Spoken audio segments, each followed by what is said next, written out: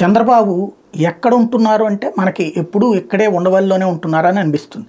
వాస్తవంగా ఆయన 2 రోజులు ఇక్కడ ఉంటే 5 రోజుల పాటు హైదరాబాద్లోనే ఉంటారు. కాకపోతే వాళ్ళ అనుకూల పత్రికలు అమరావతి డేట్ లైన్ మీద ఆయన మాట్లాడేవన్నీ కవరేజ్ చేస్తుంటాయి. కాబట్టి ఆయన ఇక్కడ ఉన్నారని అనుకుంటాం. అలాగే వీడియో కాన్ఫరెన్స్, టెలికాన్ఫరెన్స్, బ్రేకింగ్లు ఇట్లా వేస్తూ ఉంటారు కాబట్టి ఆయన ఎక్కడ ఉన్నారని అనుకుంటాం. వాస్తవంగా ఆలూరుకి సంబంధించినటువంటి కార్యకర్తలు హైదరాబాద్ జూబ్లీ హిల్స్లో ఆందోళనకు దిగడంతో చంద్రబాబు గారు అక్కడ ఉన్నారని తెలిసింది.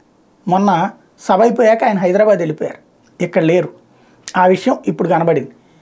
కోట్ల సుజాతమ్మకి సీట్ ఇవ్వాలంటూ ఆలూరు వాళ్ళు వెళ్ళి అక్కడ గొడవకి దిగారు.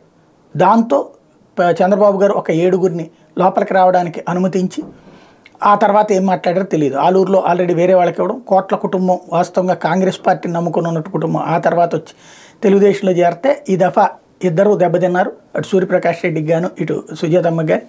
ఈ నేపథ్యంలో వచ్చినటువంటి వ్యవహారం తాజాగా జరిగినటువంటిది. చంద్రబాబు గారు వీళ్ళు ఆ ఉద్యమం చేయటం వలన ఆయన హైదరాబాద్లోనే ఉన్నారన్నటువంటి విషయం తెలిసింది.